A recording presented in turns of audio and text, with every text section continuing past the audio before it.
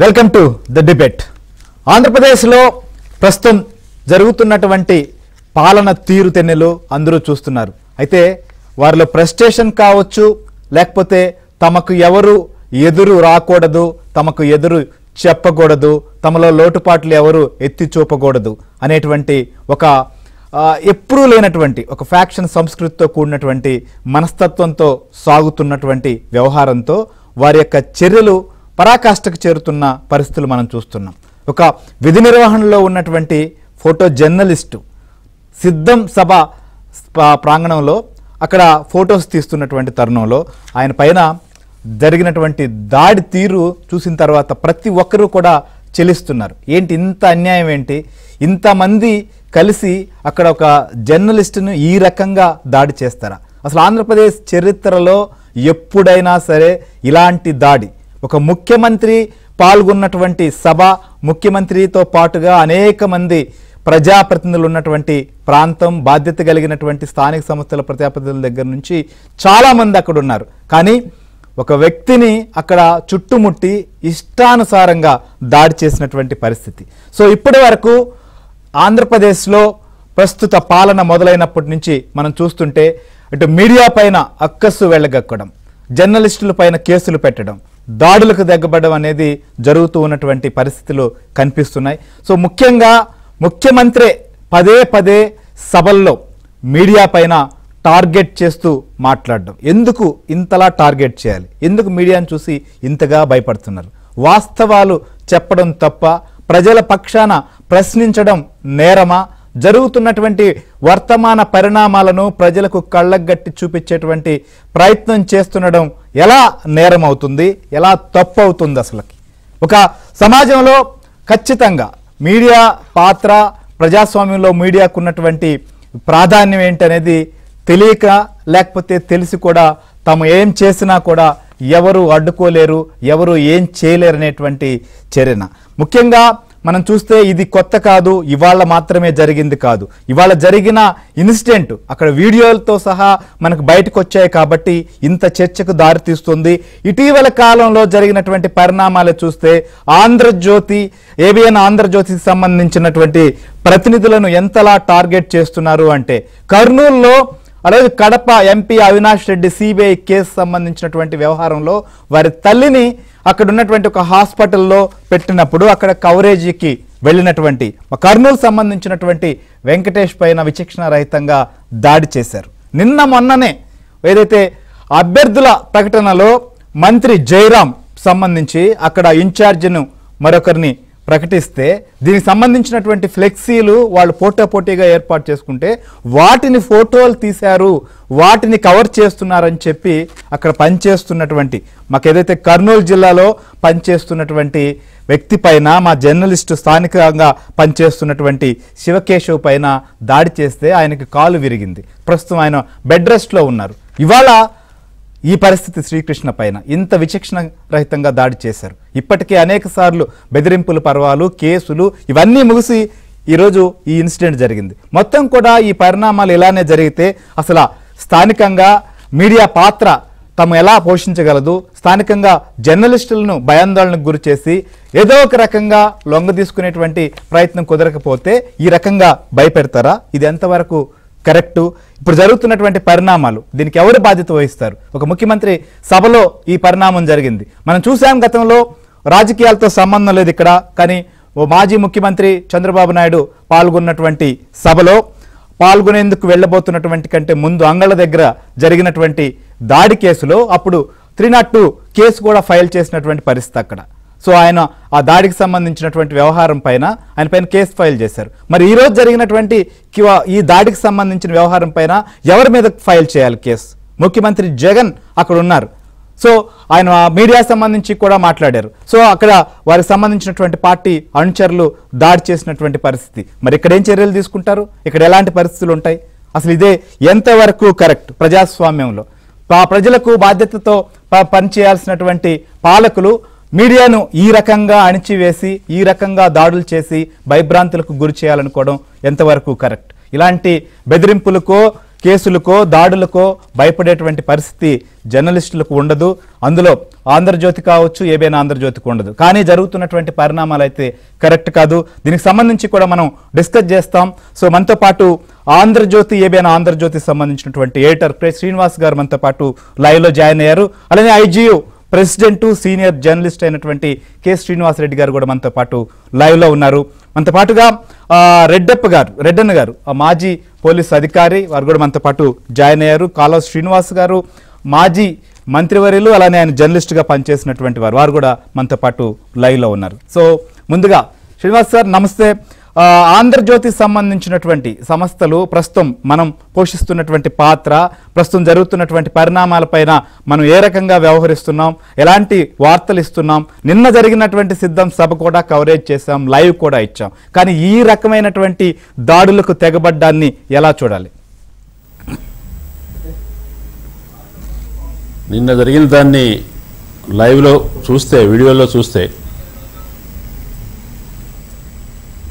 Sir చెప్పండి. నిన్న జరిగిన మూకదాడిని లైవ్లో చూస్తే జర్నలిస్టు ప్రపంచం అంతగా భయభ్రాంతులకు గురయ్యే వాతావరణం కనపడుతుంది. జర్నలిస్టుల పరిస్థితే ఇట్లా ఉంటే ఇంకా మిగతా ప్రజాస్వామిక హక్కులు ఆ రాష్ట్రంలో ఎట్లా ఉన్నాయి?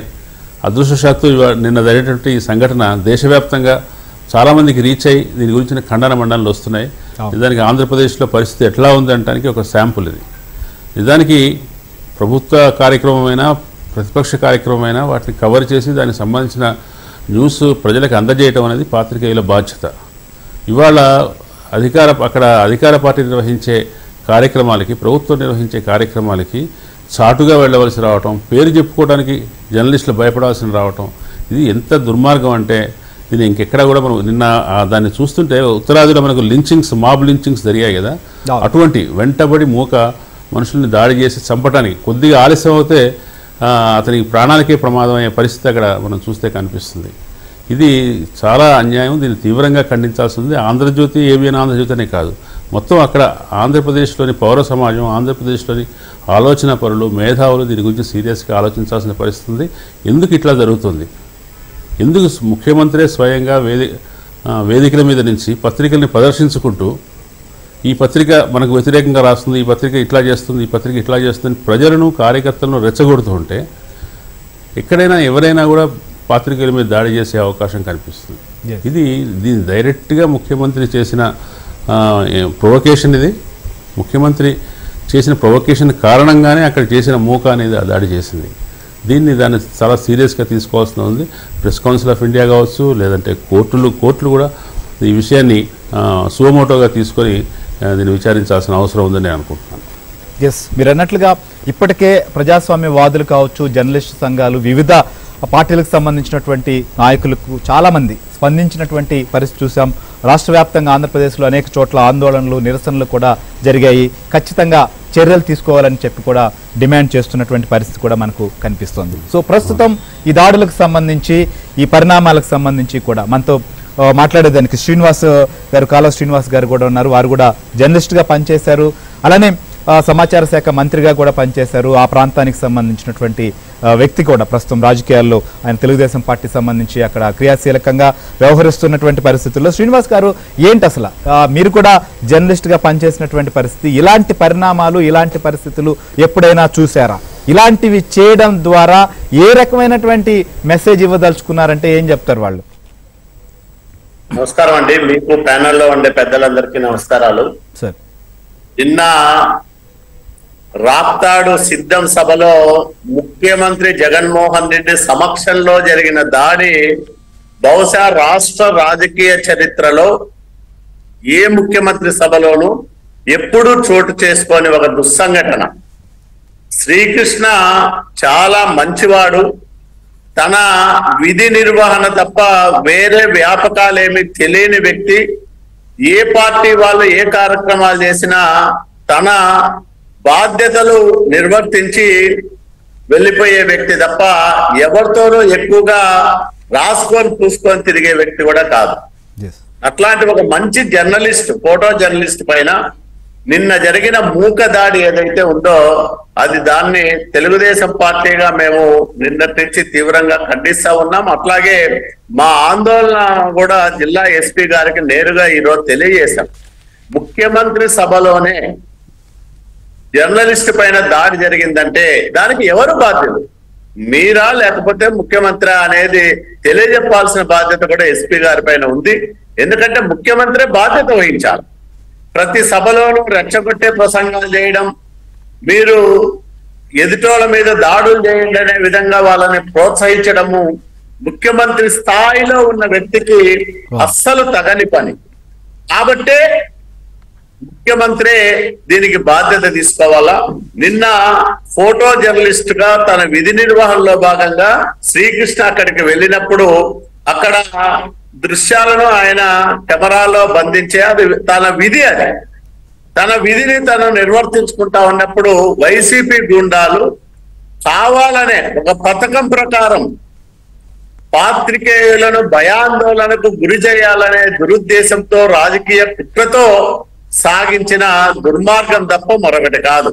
ఎందుకంటే నేను విచారించా, మన జర్నలిస్టులను నిన్నటి నుంచి మాట్లాడిన సందర్భంలో వాళ్ళందరూ కూడా చెప్పేది ఒకటే, ఉదయం నుంచినే అంటే మధ్యాహ్నం 2 గంటల నుంచినే ఎవరైనా ఫోటోలు తీస్తా ఉంటే, ఎవరైనా సెల్ ఫోన్ లో చిత్రీకరిస్తా అంటే, ఎవరు మీరు, ఏ పత్రిక, మీరు ఆంధ్రజ్యోత, ఈనాడనా, లేకపోతే TV5, ABN, ఇట్లా పేర్లు పెట్టి ఫలానా సంస్థకు సంబంధించిన వాళ్ళ మీరని వాళ్ళను నిలదీసి చాలా మందిని అక్కడ ఫోటోలు తీయకోకుండా వీడియోలు తీయకోకుండా తరిమేశారు. తర్వాత శ్రీకృష్ణ అక్కడ ఫోటోలు తీస్తా ఉంటే వీళ్ళందరూ కూడా దాదాపు 100 మందికి పైగా ఒక్కసారిగా చుట్టుముట్టి అతన్ని చాలా దారుణంగా, నిజంగా చూస్తే చాలా బాధ అనిపించింది. నేను కూడా జర్నలిస్ట్ గా పనిచేశా 14 సంవత్సరాలు, 25 ఏళ్లుగా రాజకీయాల్లో వస్తా ఉన్నా. నా జీవితంలో ఎప్పుడు కూడా ఇంత దారుణం చూడలేదు. చాలా మంచి అబ్బాయి, అబ్బాయికి తగిలిన దెబ్బలు చూస్తే నిజంగా ఎవరికైనా కళ్ళల్లో నీళ్లు తిరుగుతాయి. ఎందుకు? అతను చేసిన తప్పేమిటి? అతను ఏ పార్టీ పక్షపాతి కాదు, అన్ని పార్టీలకు సంబంధించిన మరి దృశ్యాలు కూడా తన కెమెరాలో బంధించే వ్యక్తి. అట్లాంటి వ్యక్తి పైన ముఖ్యమంత్రి సమక్షంలో, ముఖ్యమంత్రి జగన్మోహన్ రెడ్డి ఎవరు? ఒక పత్రికా సంస్థకు అధినేత, ఒక టీవీ ఛానల్ పెట్టుకున్న వ్యక్తి.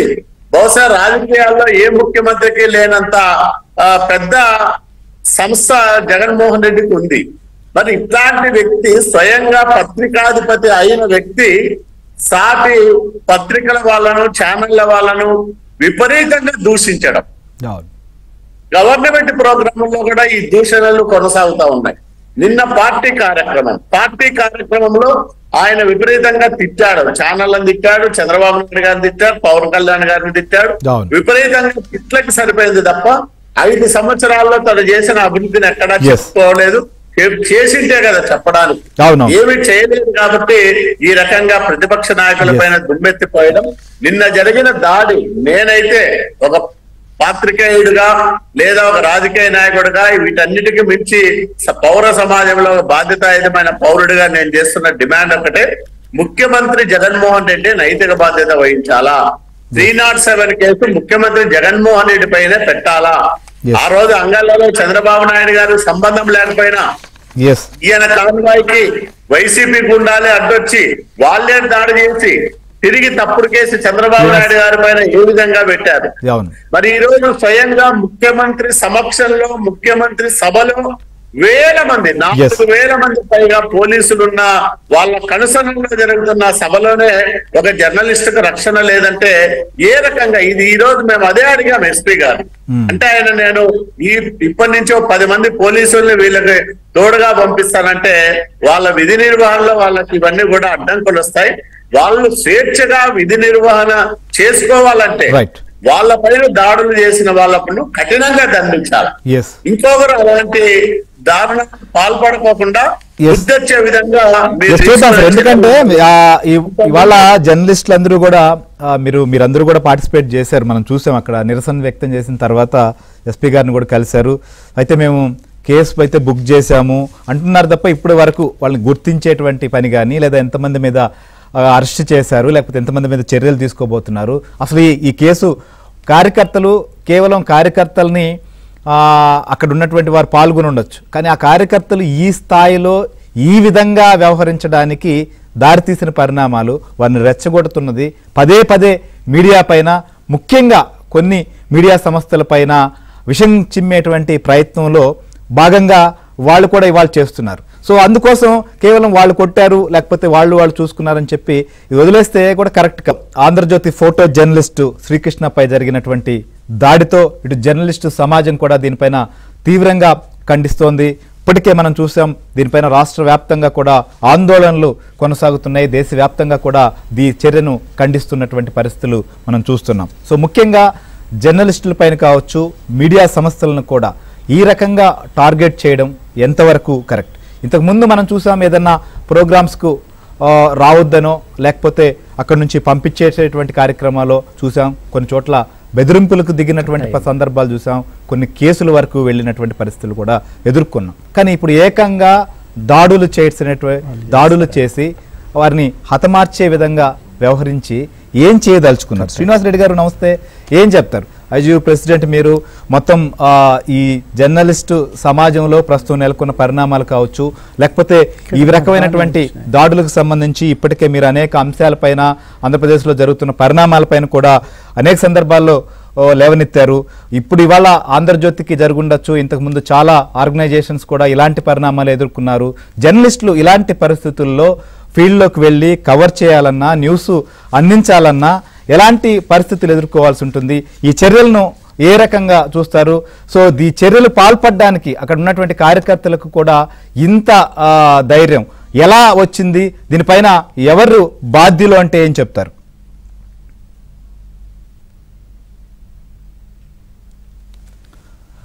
రైట్, చిన్న టెక్నికల్ అంశం. ఎస్ రెడ్డన్ గారు నమస్తే. నమస్కారం సరే, మీరు డ్యూటీ సుదీర్ఘకాలం పోలీస్ డిపార్ట్మెంట్లో ఉన్నారు, చాలా అంశాలు చూస్తూ ఉంటారు. కానీ ఇలాంటి చర్య ఎప్పుడైనా మీ సర్వీసు టైంలో ఇలాంటి పరిస్థితులు మనం వీడియో కూడా చూసుండొచ్చు. కొన్ని పదుల సంఖ్యలో అక్కడ మొత్తం గుమిగూడి విచక్షణారహితంగా దాడి చేసినటువంటి పరిస్థితి. ఇప్పుడు ప్రస్తుతం అతన్ని హైదరాబాద్కు కూడా షిఫ్ట్ చేసినటువంటి పరిస్థితులని మెరుగైన వైద్యం కోసం. ఈ రకంగా దాడిని ఎలా చూస్తారు? దీనిపైన ఎలాంటి చర్యలు తీసుకోవాలంటారు? It is a public place, public function, private function కాదు.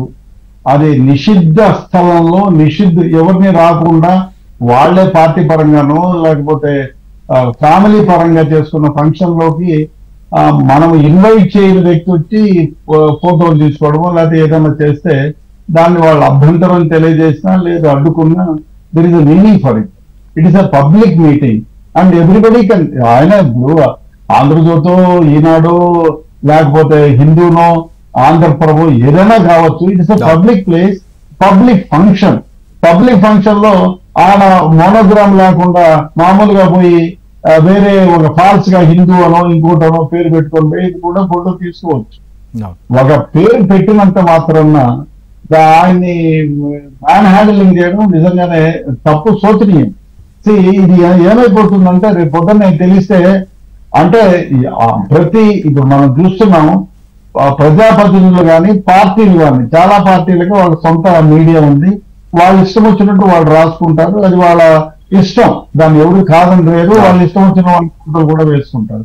కానీ అది ప్రైవేట్ ప్లేస్ కానప్పుడు పబ్లిక్ ఫంక్షన్ లో ఈ విధంగా అది నిషిద్ధించబడినటువంటి ప్రదేశం కూడా కాదు. మామూలు పబ్లిక్ ప్లేస్ లో ఒక ఫోటోగ్రాఫర్, ఒక పత్రికకి సంబంధించిన ఫోటోగ్రాఫర్ ఆయన ఫోటోలు తీసుకుంటున్నాను, అది విధి నిర్వహణ. ఆయన విధి నిర్వహణలో ఆయన మ్యాన్ హ్యాండ్లింగ్ చేయడం నిజంగా దారుణం, అమానుషం, తప్పది. ఎందుకంటే అది ఎవరైనా ఇప్పుడు ఆంధ్రజ్యోతి పేరు పెట్టుకున్నాడా లేకపోతే హిందూ పేరు పెట్టుకున్నాడా అని కాదు. మీకు నచ్చకపోతే లేదు, ఆయన ఏదన్నా మీరు తీసిన ఫోటోలలో ఏదన్నా తప్పుగా ఉండి తప్పుగా రేపు పొద్దున్న పబ్లిష్ చేస్తే అతని పైన చట్ట ప్రకారం చర్య తీసుకునేటువంటి అధికారం ఉంది, మీకు చట్టం ఉంది. అంతేగాని మీరు ముందుకు చూసి చట్టాన్ని మీ చేతిలోకి తీసుకొని ఒక వ్యక్తిని అసాల్ట్ చేయడము నిజంగా తప్పదు, చాలా గ్రహించదగ్గ విషయం. ఎందుకంటే అది పబ్లిక్ ప్లేస్, పబ్లిక్ ఫంక్షన్. అతన్ని నిషేధించిందైతే మీరు అయ్యా నిషేధించింది మా మనవడి పెళ్ళిలో లేకపోతే బారసాలో మీరు రాకూడదు, మీకు ఇష్టం లేదు, వాళ్ళ ఇంట్లోకి దూరి లేదు ఒక ఎన్క్లోజ్డ్ ఫంక్షన్ లో ఎవరిని ఇన్వైట్ చేయకపోయినా పోయి లోపలికి పోయి తీసినా అంటే డెఫినెట్ గా వాళ్ళు ఏదైనా ఇటువంటి చర్యలకు పాల్పడినా దానికి ఒక అర్థం ఉంది. పబ్లిక్ మీటింగ్ లో పబ్లిక్ గా అందరూ తీసుకునే ఇప్పుడు మా జగన్మోహన్ రెడ్డి గారు కానివ్వండి, లేకపోతే ఇంకో సీఎం కానివ్వండి, లేదు రేవంత్ రెడ్డి గారు కానివ్వండి, లేదు మా మమతా కానివ్వండి, వీళ్ళు ఎవరైనా పబ్లిక్ ఫంక్షన్ లో అన్ని పార్టీల వాళ్ళు మీకు కానోళ్ళు ఉండొచ్చు, మీకు అగనెస్ట్ గా రాసే వాళ్ళు ఉండొచ్చు, మీ పైన ఏదైనా మీకు తెలియకుండా వాళ్ళు ఏదైనా ఒక చర్య తీసుకొని మీకు అసభ్యంగా ఉండేటువంటి ఫోటోలను ఏదైనా ప్రచురించి ఉంటేనో లేకపోతే తీసుకొని పబ్లిష్ చేసి ఉంటేనో డెఫినెట్ గా మీరు అతని పైన చట్ట ప్రకారం మన ఇండియన్ పీనల్ కోడ్ ఉంది, ఐపీసీ ప్రకారం సిఆర్పిసికి లోబడి మనం ఏదైనా చర్య తీసుకుంటే ఓకే, తప్పులేదు. అంతేగాని ఒక ఫోటోగ్రాఫర్ ని పట్టుకొని మాకు సంబంధం లేనడు మీరు ఇక్కడికి వచ్చారని నాన్ హ్యాండిలింగ్ చేయడం నిజంగానే దారుణం, అమానుషం. అది ఎవరైనా ఖండిస్తారు. చట్ట ప్రకారం ఎవరైతే పోలీస్ ఆఫీసర్లు అక్కడ విధి నిర్వహణలో ఉన్నారో ఈ వీడియో చూస్తే తెలిసిపోతుంది ఎవరెవరు పార్టిసిపేట్ చేశారని. డెఫినెట్ గా వాళ్ళ పైన చట్ట ప్రకారం చర్య తీసుకోవాల్సిన అవసరం ఎంతైనా ఉంది, లేకపోతే ఈ దారుణాలు ఇలాగే జరుగుతూ ఉంటాయి. డెఫినెట్ గా మీరు అన్నట్లుగా చట్ట ప్రకారం చర్యలు తీసుకోవాలి. నేను మా దగ్గరికి మళ్ళీ కూడా వస్తా, ఎందుకంటే మనం కొన్ని ఇన్సిడెంట్స్ లో అక్కడ పార్టిసిపేట్ చేసినటువంటి వాళ్ళనే కాదు, వీళ్ళు ప్రోత్సహించారని చెప్పి 14 ఏళ్ల పాటు ముఖ్యమంత్రిగా పనిచేసినటువంటి వాళ్ళనో లేకపోతే ఇంకొకరిపైనో కేసులు పెట్టినటువంటి సందర్భాలు కూడా ఉన్నాయి. ఇక్కడ ముఖ్యమంత్రి పాల్గొన్నటువంటి సభ అక్కడే జరిగినటువంటి ఇన్సిడెంట్ కాబట్టి దాని మీద ఎవరి మీద కూడా కేసు పెట్టాలి, ఎవరికి కూడా చర్యలు తీసుకోవాలో కూడా మీ దగ్గర మళ్ళీ వస్తా. ఒకసారి శ్రీనివాస్ రెడ్డి గారు నమస్కారం, వినిపిస్తోందా ఇప్పుడు? నమస్తే సార్. సో మనం మీరు చూసారు రాప్తాడు సంబంధించినటువంటి ఇన్సిడెంట్లో ఆ విజువల్స్ ఫోటోలు అన్నీ కూడా చూశారు, చాలా విచక్షణారహితంగా. నిజంగా అది అసలు అతన్ని హతమార్చాలనుకున్నారో అంత కసిగా ఆ రకంగా దాడి చేసినటువంటి పరిస్థితి చూసాం. ఇదొక్కటే కాదు, అనేక సంఘటనలు ఇటు ఆంధ్రజ్యోతి, ఏబైనా ఆంధ్రజ్యోతి సంబంధించిన ప్రతినిధులు కావచ్చు, మిగిలినటువంటి మీడియా సంస్థలు సంబంధించిన ప్రతినిధులపైన, మీడియా సంస్థలపైన కూడా దాడి చేస్తున్నటువంటి పరిస్థితి. మీ సుదీర్ఘ అనుభవంలో ఇలాంటి సంఘటనలు, ఇలాంటి పరిణామాలు చూసారా? వీటిపైన ఏ రకంగా చర్యలు తీసుకోవాలంటారు? ఈ రకమైనటువంటి సంఘటన ఒక రాక్షసత్వంతో కూడుకున్నది. దుర్మార్గులు దుండగులే కాదు, రాక్షసత్వం. ఒక ఆటవిక రాజ్యంలో కొనసాగుతుందా ఈ సమాజము ఆంధ్రప్రదేశ్లో అన్న భావాలు సృష్టిస్తున్నాయి. ప్రజలకు తెలుసుకునే హక్కును, ఇది ప్రజాస్వామ్యం మీద దాడి, భావస్వేచ్ఛ మీద దాడి, ప్రజలకు తెలుసుకునే హక్కును హరించే శక్తి, అధికారం ఎవరికి ఈ దేశంలో లేదు. వారు గనుక తప్పు వార్తలు ప్రచురించారు అనే భావం వస్తే ఇప్పటికే మీరు ఒక జీవో తీసి పెట్టారు కదా, సిఆర్పిసి ఐపీసీలు ఏవి సరిగావు అని చెప్పి ఎక్కడో ఒక మార్చరులో ఉన్నటువంటి ఒక జీవోను గత ప్రభుత్వం 2002లో రాజశేఖర్ రెడ్డి గారు జారీ చేసింది. అసహ్యానికి గురై దాన్ని సమర్థించుకోలేక ఉపసంహరించిన ఒక ఆర్డర్ని మీరు పునరుద్ధరించారు కదా. వాటిని ప్రయోగించి ఇది తప్పుడు వార్తలు, వాస్తవం కాదు అని చట్టపరంగా చర్యకు ఆదేశాలు ఇవ్వచ్చు కదా. ఇది నాగరిక ప్రపంచం కాదు. చట్టాన్ని తనకనుగుణంగా తన చేతుల్లో, భావస్వేచ్ఛను తన చేతుల్లో పెట్టుకోవటం అంటే ఇంకా ప్రజాస్వామ్యం ఎక్కడుంటుంది, పత్రికా స్వేచ్ఛ ఎక్కడుంటుంది? ఇది మొదటిది కాదు, ఆఖరిది కూడా కాదనుకుంటున్నాను. ఇలాంటి నీతిబాహ్యమైనటువంటి చర్య ముఖ్యమంత్రి సభలో, నిండు సభలో జరిగితే ముఖ్యమంత్రి వివరణ ఇవ్వాలి, పొరపాటు జరిగింది, చర్య తీసుకుంటాను అనే మాటలు రాకపోగా డీజీపీ చూద్దాంలేండి అనేది ఏంది? ఎవరు స్పష్టంగా కనపడుతుంటే కంప్లైంట్ ఎందుకు ఇవ్వాలా? చంపేసే స్థితిలో ఉన్నప్పుడు ఒక కంప్లైంట్ ఎందుకు? నీ పోలీస్ అధికారి తీసుకొచ్చాడు కదా, ఆసుపత్రిలో ఎవరు చేర్చారు? ఇది డీజీపీ కూడా దీంతో కొల్లీడు కావటం. రేపు శాసనసభ ఎన్నికలు రాబోతున్నాయి. ఇది ప్రిలూడా? రేపు జరగబోయే పరిణామాలేంటి? మీడియాను తిరగనీయరా? ఏమిటిది? ఇది ఏ రకంగా డీజీపీ శాంతి భద్రతలు కాపాడే డీజీపీ కానీ లేదా ముఖ్యమంత్రి కానీ సమర్థించుకునే స్థితి ఏమాత్రం లేదని చెప్తున్నాను. ముఖ్యమంత్రి ఇప్పటికైనా వారు ఏమిటి జరిగింది, ఇది మంచిది కాదు అని హెచ్చరిక చేస్తే తమ కార్యకర్తలకు హెచ్చరిక చేయాల్సినటువంటి అవసరం. ఇంకా 40-50 రోజులు ఇలాంటి పరిస్థితులు నెలకొనబోతున్నాయి. ఎలా సమర్థిస్తారు చెప్పండి?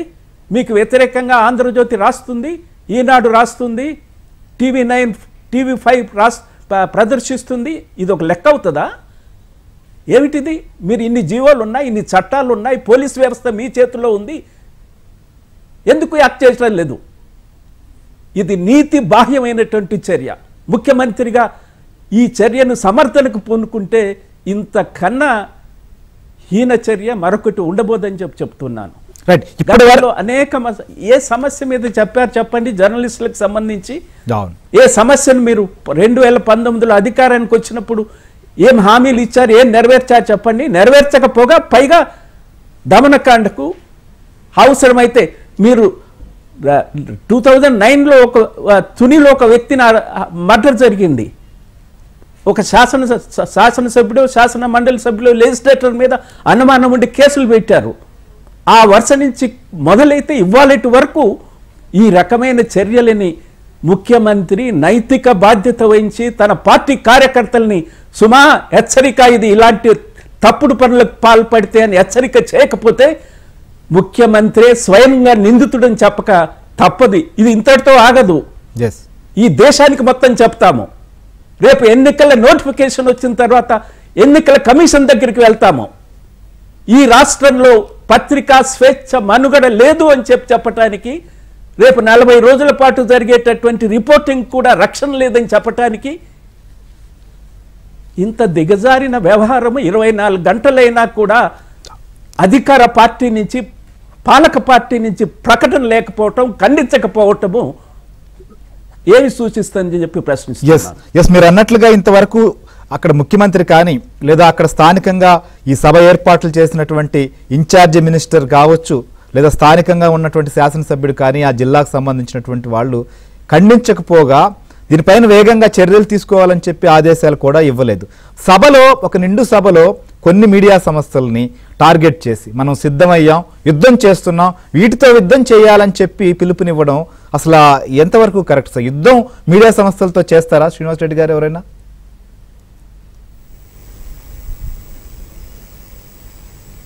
శ్రీనివాస్ రెడ్డి గారు? హలో, నాకు వినపడలేదండి మీరు అడిగింది. ఎస్, నిండు సభలో ముఖ్యమంత్రి పదే పదే మనం యుద్ధం చేస్తున్నాం, ఈ యుద్ధం మీడియా సంస్థలతో చేస్తున్నాం అని చెప్పి మీడియాను కూడా, ప్రతిపక్షాలతో మీరు రాజకీయ పరమైనటువంటి పోరాటం చేయొచ్చు, రాజకీయ పరంగా మీరు యుద్ధం చేసుకోండి, ఏమైనా చేసుకోండి, కానీ మీడియా సంస్థలతో యుద్ధం చేస్తున్నాం అని చెప్పి పేర్లు చెప్పడం వల్ల, పదే పదే ఆ విషయాన్ని ప్రస్తావించడం వల్ల ఇలాంటి ఇన్సిడెంట్లు జరుగుతున్నాయి అనుకోవాలా లేదా? ఈ ఇన్సిడెంట్లు కింద కార్యకర్తల పైన ఇప్పుడు కేసు పెడతాం, చేతులు దులుపుకుంటే సరిపోతుందా?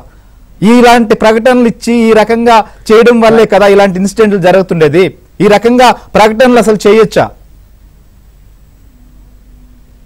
ప్రజాస్వామ్యయుతంగా మహాభారత యుద్ధం చేయండి, కౌరవ పాండవుల మధ్య యుద్ధం చేయండి, ప్రజాస్వామ్యయుతంగా చేయండి.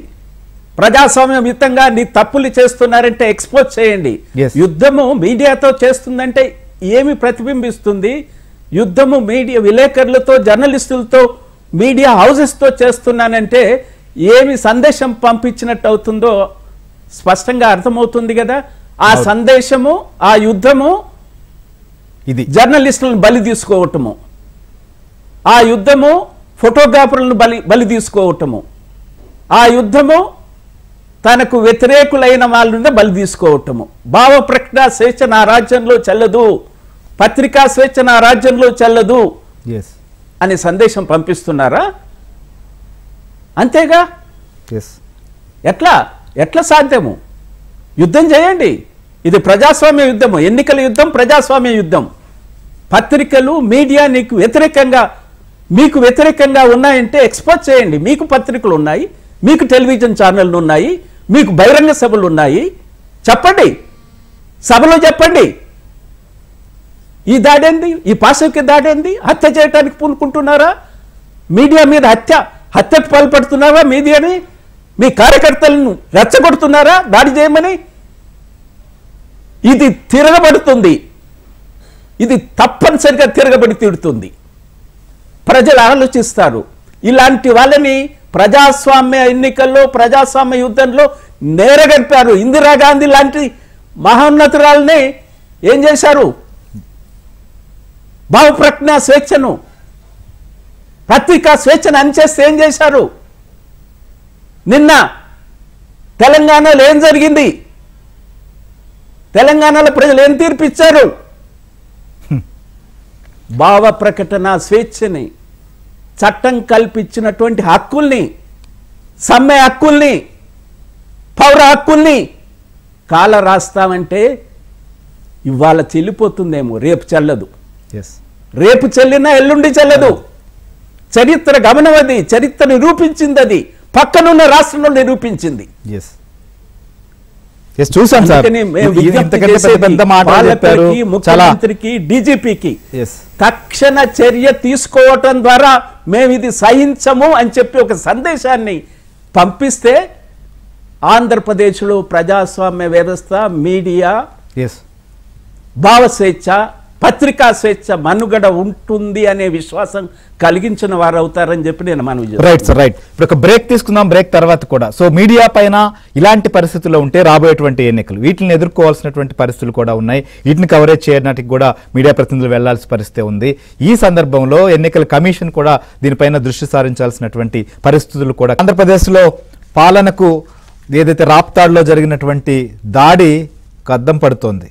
జర్నలిస్టు పైన ఇంత నిండు సభలో జరిగినటువంటి దాడి, ముఖ్యమంత్రి కావచ్చు, ప్రజాప్రతినిధులు పాల్గొన్నటువంటి సభ.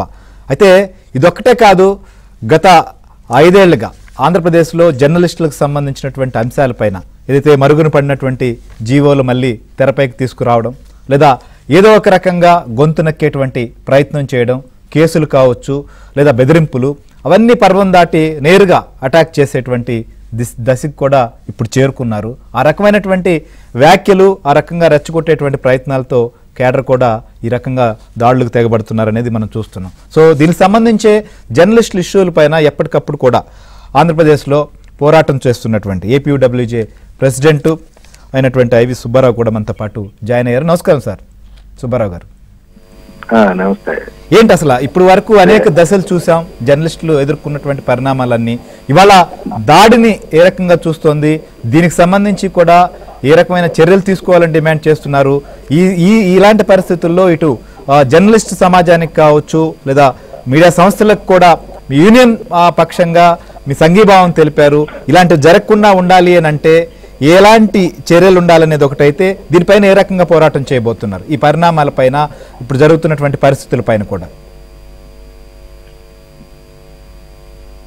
శ్రీహర్ గారు నమస్తే. మీకు ఇప్పుడు దాకా పెద్దలు చాలా విషయాలు చెప్పారు. రాష్ట్రంలో పరిస్థితులు మీకు తెలియని కాదు, కానీ మా రాష్ట్రంలో జర్నలిస్టుల సంక్షేమ పథకాలు రద్దు చేయటం, హక్కులను కాలరాయటం, ఆ తర్వాత దాడులు, కేసులు నమోదు చేయటం, ఆ తర్వాత దాడులు, కొట్ల, ఇది పరాకాష్ఠకి వెళ్ళిపోయిన పరిస్థితి. ముఖ్యమంత్రి గారు 2019 మే 30వ తేదీనే జగన్ గారు తన ప్రసంగంలో కొన్ని విషయాల్ని చెప్పారు.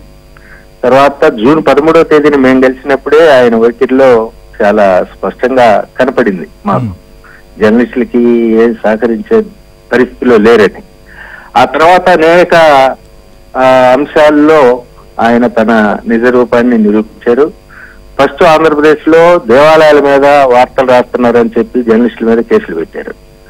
ప్రకాశం, కర్నూలు, శ్రీకాకుళం లాంటి జిల్లాల్లో ఈ కేసుల్లో జర్నలిస్టులు 4-5 రోజులు జైల్లో మగ్గాల్సిన పరిస్థితి వచ్చింది. ఆ తర్వాత నాడు నేడు నిధులతో నేను విద్యా వ్యవస్థను బాగు చేస్తున్నా అంటే, విద్యా వ్యవస్థ పాఠశాలలో ఉన్న సమస్యల మీద వార్తలు రాస్తే అనంతపురం, శ్రీకాకుళం, కృష్ణ, ఉమ్మడి కృష్ణా జిల్లాలో అనేక ఛానల్స్, అనేక పత్రికల రిపోర్టుల మీద కేసులు పెట్టారు. సీఎంఓ నుంచి ఫోన్ చేసి ఒత్తిడి చేసి డిఈఓ చేత కేసులు పెట్టించారు. అవి చాలదు అన్న తర్వాత ఎస్సీ ఎస్టీ కేసులు జర్నలిస్టుల మీద నమోదైనాయి. ప్రకాశం, కర్నూలు జిల్లాల్లో ఎస్టీఎస్ కేసులు ఇప్పటికీ పెండింగ్ లో ఉన్నాయి. ఎస్సీ ఎస్టీ కేసులు యాక్ట్ కింద కేసులు పెట్టించిన పరిస్థితి. ఇప్పుడు రాష్ట్రంలో జర్నలిస్టుల మీద 25 పైగా కేసులు పెండింగ్ లో ఉన్నాయి. ఆ తర్వాత సిఐడిని రంగంలో దించారు. విజయనగరంలో ఒక పోస్ట్ చేశారు. ఆ పోస్ట్ లో తప్పు ఉందని చెప్పి 4 జర్నలిస్టుల మీద సిఐడి కేసు పెట్టింది. అది ఫార్వర్డ్ మెసేజ్. వాళ్ళు అంకబాబు మీద కేసు పెట్టారు. ఆ వర్ష క్రమం ఆ నుంచి ఇక కొట్టలాట్లు దిగనాయి. జర్నలిస్టులకు వచ్చే సంక్షేమ కార్యక్రమాలు గతంలో ఇప్పుడు ఇళ్ల స్థలాలు ఇస్తే చిక్కలూరుపేటలో, రాయదుర్గం, అనంతపురం జిల్లాలో వాటిని రద్దు చేశారు. మేము కోర్టుకెళ్ళి కాపాడుకుంటున్నాం. గతంలో ఇచ్చిన సైట్లను కూడా తీసేసుకోవడానికి ప్రభుత్వం దూకుడు వ్యవహరించింది. కానీ అవినాష్ రెడ్డి కేసులో ఎంత దయనీయంగా కర్నూలులో కొట్టారో మీకు తెలుసు. అవును వెంకటేష్ పై ఈ అన్ని బెదిరింపులకు కూడా మీడియా లొంగటం లేదని ఎన్నికలు వచ్చేసేయడానికి ఒక పద్ధతి ప్రకారం ఫస్ట్ బస్సు యాత్ర, సాధికారిక బస్సు యాత్ర. నవంబర్ 4వ తేదీన గుంటూరులో 2 ఫోటోగ్రాఫర్లను కొట్టారు. జనవరి 7వ తేదీన ఉరవకొండలో కొట్టారు ఒక ఫోటోగ్రాఫ్ ని. ఫిబ్రవరి 4వ తేదీన వేలూరులో దౌర్జన్యం చేశారు సాధికార బస్సు యాత్ర జరిగే సమయంలో. నిన్న 18 రాప్తాడులో జరిగిన వాటిని మనందరం కళ్ళతో చూసాం. ఇది వర్ష క్రమంలో ఈ విధమైన దాడులతో మీడియా వ్యవస్థ మొత్తాన్ని తన గుప్పెట్లో పెట్టుకోవాలని ఒక పద్ధతి ప్రకారం చేశారనేది ఈ రాష్ట్రంలో ఉన్న పరిస్థితి. ఇక అంతేకాదు, కరోనా సమయంలో భారతదేశంలో అనేక రాష్ట్రాలు జర్నలిస్టులకి, మీడియాలో కరోనాతో చనిపోయిన జర్నలిస్టులకు సహాయం చేశారు. రాష్ట్ర ముఖ్యమంత్రిని 2020 ఫస్ట్ కరోనా జనవరి 9వ తేదీన శ్రీనివాసరెడ్డిని ముఖ్యమంత్రి దగ్గరికి మేము పంపించాం. ఆయనతో పాటు ప్రత్యేక సలహాదారు అమర్ గారిని కూడా తోడు పంపించాం. వాళ్ళిద్దరికీ 5 లక్షలు చనిపోయిన కుటుంబానికి జర్నలిస్ట్ 5 లక్షలు ఇస్తానని ప్రభుత్వం ఇచ్చింది, చెప్పి హామీ ఇచ్చాడు. జీవో వచ్చింది. మమ్మల్ని అడిగితే మేము ఫస్ట్ కరోనాలో చనిపోయిన 45 మంది జర్నలిస్టుల పేర్లు ఇచ్చాం. అందుట్లో 25 మంది అర్హులని వాళ్ళకి డబ్బులు ఇస్తున్నాం అని చెప్పి ఇంతవరకు పైసా ఇవ్వాల. మొత్తం ఆంధ్రప్రదేశ్ హామీలు కానీ సంక్షేమానికి సంబంధించినటువంటి వ్యవహారాలు కోత వేశారు. చివరికి వాళ్ళ విధి నిర్వహణ వాళ్ళు చేసుకునేటువంటి పరిస్థితి కూడా లేకపోతే ఎట్లా? దీన్ని ఏ విధంగా ఎదుర్కొంటారు? జర్నలిస్టులకు అండగా యూనియన్ తరపున ఎలా ఉంటారు అంటే ఏం చెప్తారు ఫైనల్ గా? ఖచ్చితంగా ఈ రాష్ట్రంలో ఉన్న ప్రజాస్వామికవాదులు కలిసి వచ్చే వాళ్ళందరి సపోర్ట్ తోటి ఈ ఒక్కరోజు చూడండి, నిన్న జరిగిన సారికి ఈ రోజు 20 జిల్లాల్లో, మాకు 26 జిల్లాల్లో, అప్పటికప్పుడు 20 జిల్లాల్లో 70 కేంద్రాల్లో జర్నలిస్టులు, ప్రజా సంఘాలు, సామాజిక వాదులంతా రోడ్డు మీదకి వచ్చి కార్యక్రమాలు చేశారు, ప్రభుత్వ చర్యను నిరసించారు. మేము డీజీపీని ఇంటర్వ్యూ కడితే ఆయన ఇవ్వకపోవచ్చు. ఇంత చేసినా ఇందాక శ్రీనివాసరెడ్డి గారు చెప్పినట్టు అక్కడ ఎవరు ఖండించబోగా రాప్తాడు పోలీస్ స్టేషన్ నుంచి ఇప్పుడు మాకు ఫోన్ చేస్తారు, మీరు వచ్చి కేసు పెట్టండి అని. వీడియోలు ఉన్నాయి. సిఐఏ బాధితులు తీసుకొని పోలీస్ స్టేషన్ తీసుకెళ్లి 1 గంట సేపు అదృశ్యంగా అది లోపల పెట్టాడు. ఆ సిఐ సాక్ష్యం, దానికి వీడియోల సాక్ష్యం. మీకు ఆ బాధితుడు ఎక్కడున్నాడు కేసు పెట్టమంటారు? బాధితుడి పరిస్థితి తీవ్రంగా ఉండటంతో ఆంధ్రజ్యోతి యాజమాన్యం ఆయనకు ఉత్తమ వైద్య చికిత్స ఇవ్వడానికి అపోలో హాస్పిటల్కి హైదరాబాద్ తీసుకెళ్ళింది. ఇప్పుడు అపోలో హాస్పిటల్కి వెళ్ళే అతను వైద్యం కోసం అంటే మీరు వచ్చి బాధితుడు వచ్చి కంప్లైంట్ ఇవ్వాలని సాకు చూపిస్తున్నారు. ఎంత దుర్మార్గంగా ఉందో చూడండి. అందుకనే మేము ఈ కలిసి వచ్చే ప్రజాస్వామిక వాదులందరినీ కలుపుకొని ఈ యుద్ధాన్ని మేము ఈ దాడుల్ని ఎదుర్కొనేది ముందుకు పోతున్నాం. గురువారం నాడు చెలో అనంతపురం కార్యక్రమాన్ని చేపట్టాం. అన్ని ప్రజా సంఘాలు, అన్ని పౌర హక్కుల సంఘాలు, అలాగే జర్నలిస్ట్ సంఘాలు అందరూ కూడా కలుపుకొని ఆంధ్రప్రదేశ్ వర్కింగ్ జర్నలిస్ట్ ఆధ్వర్యంలో ఖచ్చితంగా ఈ దాడుల్ని నుంచి జర్నలిస్టులను కాపాడుకుంటాం తప్పితే లొంగే ప్రసక్తే ఉండదని చెప్పి మేము. రైట్, థ్యాంక్ యూ సుబ్బారావు గారు. ఎస్, మీరు అన్నట్లుగా ఖచ్చితంగా దీన్ని ఎదుర్కోవాల్సిందే. ఇన్ని అంశాలు చోటు చేసుకున్నాయి కూడా మీరు చాలా వివరించారు చక్కగా అన్ని అంశాలను కూడా. శ్రీనివాస్ సార్, అంటే ముఖ్యంగా మనం చూసాం ఇప్పుడు అటు కాలువ శ్రీనివాస్ గారు కావచ్చు, శ్రీనివాస్ రెడ్డి గారు కావచ్చు, లేదా సుబ్బారావు గారు, వీళ్ళందరూ జర్నలిస్టులు, యూనియన్ తరపున ఫైట్ చేస్తున్నటువంటి వాదులు. వీళ్ళందరూ ఆ ప్రభుత్వం ఏర్పడ్డ తర్వాత ఏ రకంగా జర్నలిస్టుల సంక్షేమానికి సంబంధించిన అంశాల్లో అమలు చేయకపోగా ఇంకొక వైపు ఈ రకమైనటువంటి దాడులు, కేసులతో భయాందోళనకు గురి చేస్తున్నటువంటి పరిస్థితులు, రాబోయేటువంటిది ఎన్నికలు, ఇంకొక వైపు వీటికి సంబంధించినటువంటి కవరేజ్ చేయాలి, జరుగుతున్నటువంటి పరిణామాలను ప్రజలకు కళ్ళకు గట్టినట్లుగా చూపించాల్సినటువంటి బాధ్యత, రాయాల్సినటువంటి బాధ్యత మన పైన ఉంది మీడియా పట్ల. మనం అదే చేస్తున్నాం. డైరెక్ట్గా మనతో యుద్ధం అని చెప్పి ఈ రకంగా సభల్లో ప్రస్తావిస్తూ పోవడంతో కార్యకర్తలు కూడా ఈ రకమైనటువంటి చర్యలకు కూడా తెగబడుతున్నటువంటి పరిణామాల నేపథ్యంలో జర్నలిస్టులకు కావచ్చు, ముఖ్యంగా ఆంధ్రజ్యోతి కానీ ఏబిఎన్ ఆంధ్రజ్యోతి కాదు, మిగిలినటువంటి జర్నలిస్టులకు కూడా మీరు ఇచ్చేటువంటి పిలుపు ఏంటి? ఈ పరిణామాలని ఎలా ఎదుర్కోవాలి, ఎలా ముందుకు పోవాలి అంటే ఏం చెప్తారు సార్? ఇందాక సుబ్బారావు గారు చెప్పినట్టుగా ఆంధ్రప్రదేశ్లో జర్నలిస్టులందరూ వెంటనే నిరసన తెలుపుతూ ఉద్యమాల్లోకి దిగారు. ఒక కార్యాచరణ క్రమాన్ని కూడా ఏర్పాటు చేసుకున్నారు. చాలా మంచి పరిణామం. ఇది ముఖ్యంగా మనం గమనించవలసింది ఏంటంటే యాదృచ్ఛికంగా జరిగింది కాదు, ఏదో ఒక చోట మాత్రమే జరిగింది కదా. ఇట్లా జరగటం కోసమే కొంతకాలంగా ప్రయత్నాలు జరుగుతున్నాయి. దాని పర్యవసానమే నిన్న జరిగినటువంటి దాడి. ఈ దాడి ఎప్పుడు సూచన అంటే త్వరలోనే ఒక వారం 10 రోజుల్లో మనకు ఎన్నికల షెడ్యూల్ రాబోతుంది. షెడ్యూల్ రాబోతున్న దానికి ముందస్తుగానే ఇది ఒక హెచ్చరిక. రేపు పొద్దున వచ్చే ఎన్నికల ప్రచార యుద్ధంలో మాకు మాకు అనుకూలం కాని రిపోర్టింగ్ ఎవరైనా చేస్తారనేటువంటి అనుమానం వాళ్ళకుంటే వాళ్ళకు ఒక హెచ్చరిక ఇవ్వడం కోసం ఈ దాడి చేయించారనిపిస్తుంది. ఇది జర్నలిస్టులందరూ కూడా ప్రత్యేకంగా దృష్టిలో పెట్టుకోవాల్సిన విషయం. ఇది స్పష్టంగా ఒక బెదిరింపు. అనేక సభల్లో ఆయన మాట్లాడుతూ పత్రికలను ప్రత్యేకంగా ప్రస్తావిస్తూ, పత్రిక పేరు ప్రస్తావిస్తూ, రాజశేఖర రెడ్డి గారు కూడా చేసేవారు, కానీ ఆయన ఆ 2 పత్రికలు అనేవారు కానీ పేరు చెప్పేవారు కాదు. కానీ ఈయన పేరు చెబుతూ ఆ పేపర్లను ప్రదర్శిస్తూ ఎవరు వాళ్ళ సంక్షేమ కార్యక్రమాలకు విరుద్ధంగా మాట్లాడుతున్నారని, వాళ్ళకు వ్యతిరేకంగా రాస్తున్నారని చెబుతూ ఆ పత్రికలను ప్రదర్శిస్తూ చేయటం అనేది ఇది తప్పనిసరిగా ప్రజల నుంచి ఒక రకమైన ప్రజల్లోని ఆయన అభిమానుల నుంచి లేదా వాళ్ళ పార్టీ కార్యకర్తల నుంచి రెస్పాన్స్ రావడం కోసం, దాడులు చేయడం కోసం ఉద్దేశించి చేస్తున్న ప్రచారం ఇది. కాబట్టి దీన్ని దృష్టిలో పెట్టుకొని జర్నలిస్టులు, పాత్రికేయులు వాళ్ళ జాగ్రత్తలు వాళ్ళు తీసుకుంటూ, అట్ ద సేమ్ టైం మనకు కావాల్సింది అంటే మనము సమాచారాన్ని అందజేయడం, ప్రజలకు అందజేయడం మన విధి నిర్వహణ. కాబట్టి దాంట్లో ఏమాత్రం మరింతగా మన నిబద్ధతను చాటుకుంటూ చేయటం ఒక్కటే ఇట్లా దాడులు చేస్తున్న వాళ్ళని ఒక అడుగు వెనక వేయడానికి కారణమవుతుంది. ఇంకోవైపున తప్పనిసరిగా ఉద్యమాలు చేయాలి, వీధుల్లో చేయాలి, ఇతర పౌర సమాజంలోని ఇతర శ్రేణులతో కలిపి పనిచేయాలి, ఇవన్నీ చేయాల్సింది. అంతేకాదు వీరు అవసరమైతే ఏదో ఒక పౌర సమాజం నుంచి ఎవరో ఒకళ్ళు ఒక ప్రైవేట్ కేసు కూడా పెట్టాలి. ఎందుకంటే ముఖ్యమంత్రిని కూడా దీన్ని బాధ్యులు చేస్తూ, ఆయన బాధ్యత ఎంతవరకు ఉందో ఆ బాధ్యతను కూడా పిన్ పాయింట్ చేస్తూ ఒక కేసు పెట్టవలసిన అవసరం ఉంది. ఇవన్నీ చేయాలి. అట్ ద సేమ్ టైం మనము పాత్రికేయులుగా మనం చేయాల్సింది ఏంటంటే ఇది దీంట్లో ఒక మెసేజ్ ఉంది. వచ్చే ఎన్నికల ఘట్టంలో మనల్ని నిరుత్సాహపరచడం కోసం, మనల్ని వెనకంజ వేయించడం కోసం చేస్తున్నటువంటి దాడి ఇది.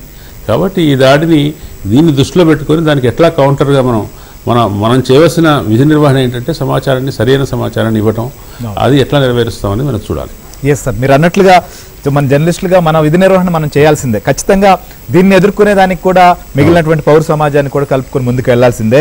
రెడ్డప్ప గారు, ముఖ్యంగా మీరు ఇంతకు ముందు చెప్పారు ఈ దాడిని సంబంధించినటువంటి విషయంలో మీరు ప్రస్తావించినట్లుగా రెడ్డన్ గారు, ముఖ్యంగా ఈ కేసు చేసినటువంటి వారిపైన ఇది ఒక పబ్లిక్ మీటింగు, ఇక్కడికి వచ్చి కవర్ చేయొచ్చు, ఇక్కడ జరుగుతున్న పరిణామాలను రిపోర్ట్ చేయొచ్చు, కానీ దాడి చేశారు అంటే పదే ముఖ్యమంత్రి స్థాయిలో ఉన్నటువంటి వాళ్ళు, ప్రజాప్రతినిధులు రెచ్చగొట్టే విధంగా, మీడియా సంస్థలు టార్గెట్ చేసే విధంగా, జర్నలిస్టులను టార్గెట్ చేసే విధంగా కూడా చేస్తున్నారు. ఈ దాడి అందులో భాగంగా జరిగిందనేది పెద్దలు కూడా ఖచ్చితంగా విశ్వసిస్తున్నారు. చూసినటువంటి వాళ్ళందరూ ఇదే అర్థం చేసుకున్న నేపథ్యంలో కేవలం దాడిలో పాల్గొన్నటువంటి వారి మీద చర్యలు తీసుకుంటే సరిపోతుందా? ఈ విధంగా రెచ్చగొట్టి వ్యాఖ్యలు చేసి ఈ పరిస్థితులు వచ్చేదానికి కారకులైనటువంటి వారిపైన కూడా చర్యలు తీసుకోవచ్చా లేదా? ఒకటండి, ఇప్పుడు రెచ్చగొట్టే ప్రసంగాలు చేసి లేదు ఏదైనా చర్య తీసుకోండి అని చెప్పి ఎవరైనా ప్రసంగం పబ్లిక్ గా ఉంటే డెఫినెట్ గా వాళ్ళపైన కూడా చర్యలు తీసుకోవాల్సి ఉంటుంది. అదే విధంగా ఎఫ్ఐఆర్ గట్ట కంప్లైంటే ఇవ్వాల్సిన పని లేదు.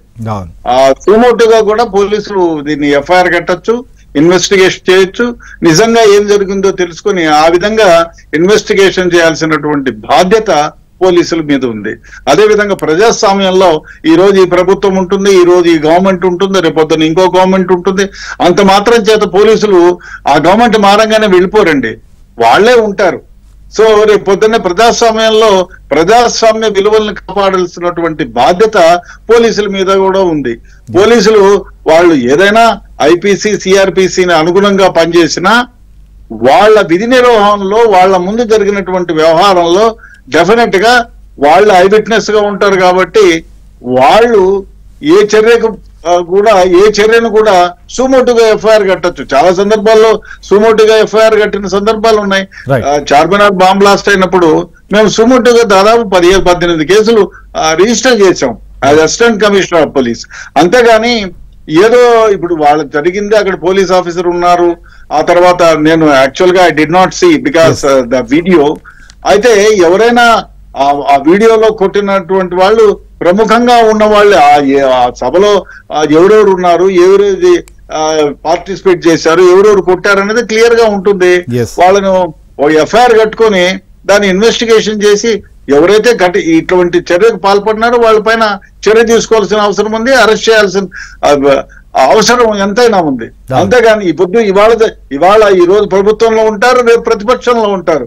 అంత మాత్రం చేత నేను ప్రతిపక్షంలో ఉన్న ప్రతి ఒక్కరిని తొలగిదీయాలనడం అది భావ్యం కాదు, మంచి పద్ధతి కూడా కాదు. ప్రజాస్వామ్య విలువల్ని కాపాడాల్సినటువంటి అవసరం పోలీసులకు ఉంది, ప్రభుత్వం మీద కూడా ఉంది. కాబట్టి ప్రభుత్వాలు తమ పవర్ తమ చేతుల్లో ఉందని ఇష్టానుసారంగా తమ అధికారాన్ని చెలాయిస్తే రేపు పొద్దున్నే అదే పవర్ వేరే వాళ్ళ చేతులకు వెళ్ళినప్పుడు ఇబ్బంది పడాల్సిన విషయం ఉంటుంది. కాబట్టి ప్రజాస్వామ్యాన్ని కాపాడాల్సినటువంటి ప్రథమ కర్తవ్యం ప్రభుత్వాల మీద ఉంది, ప్రజాస్వామిక విలువలను కాపాడాల్సినటువంటి వ్యవహారం పోలీసుల మీద కూడా ఉంది.